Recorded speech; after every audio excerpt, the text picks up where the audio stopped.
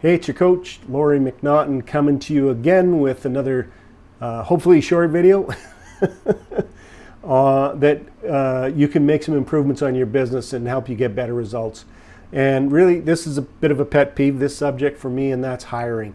I see so many small, medium-sized business owners just get this completely wrong. And part of the reason why they get it completely wrong is it starts out wrong.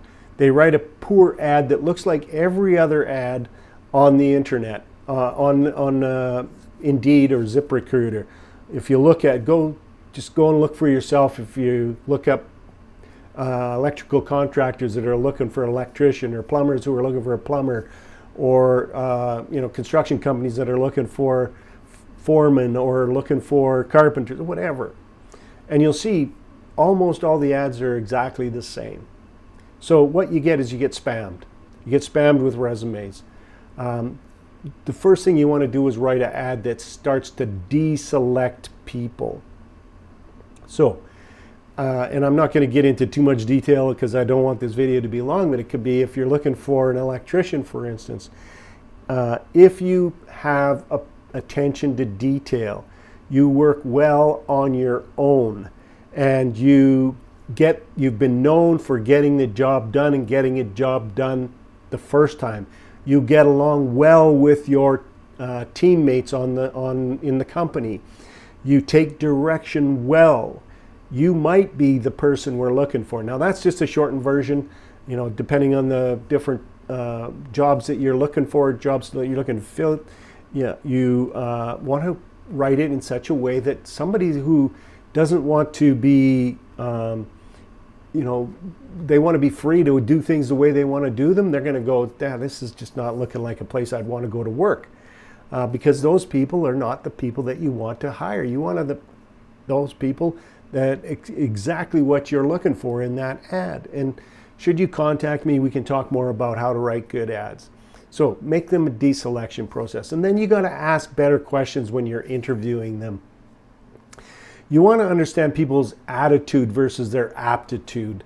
If a person is a journeyman, likely they have the skills to do the job, but do they have the attitude to fill into your team?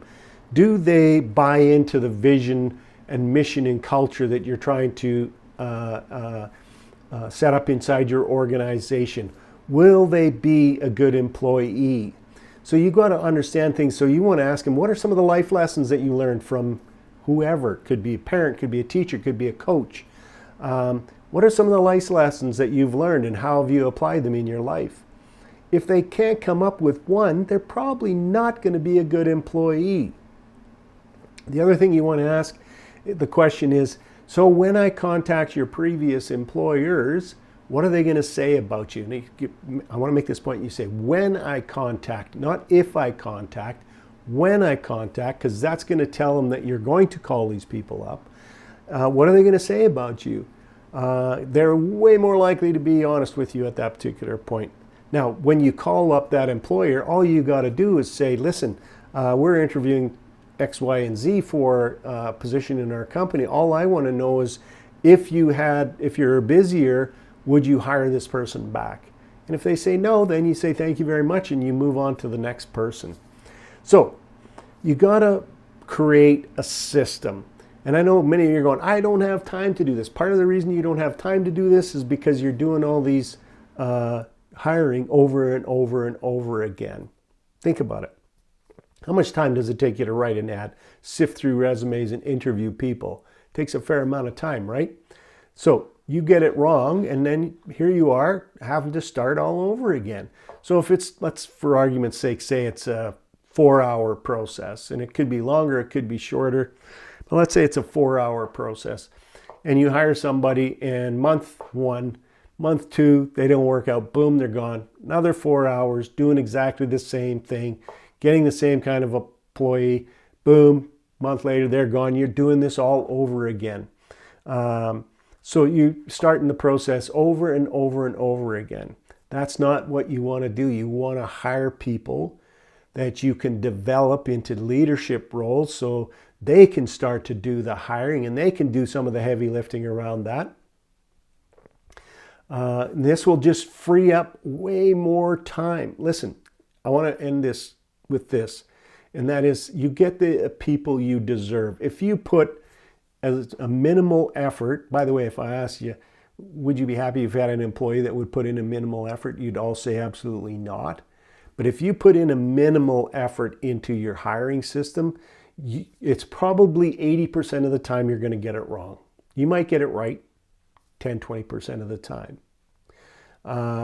If you use a systematic process, you can flip that completely around. So 80% of the time you're going to get it right. Yes, there's a chance you're going to get it wrong.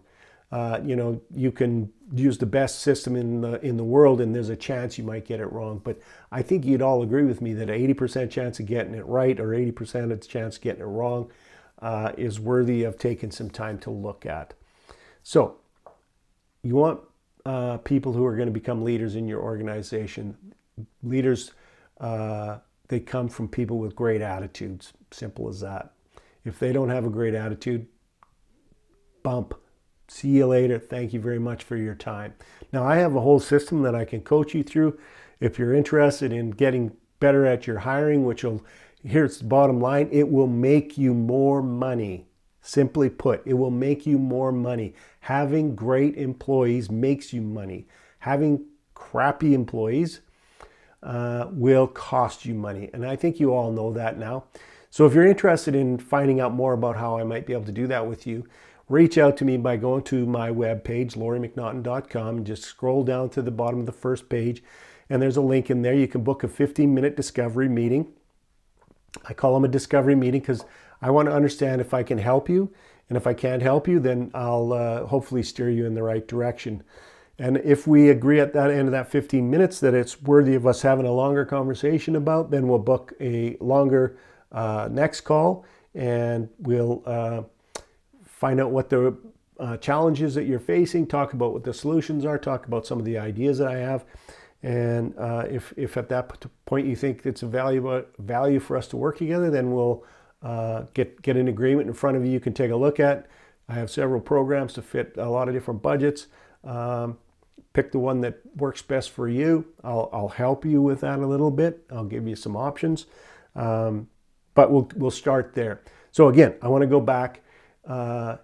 Get hiring right. Listen, if you're getting hiring wrong all the time, you are getting the people you deserve because you won't take the time to develop a really robust system that will, as I said, deselect the worst of the worst, and then put them through a process that helps you understand their attitude versus their aptitude.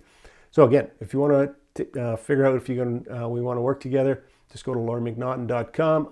I'll put the web address into the video.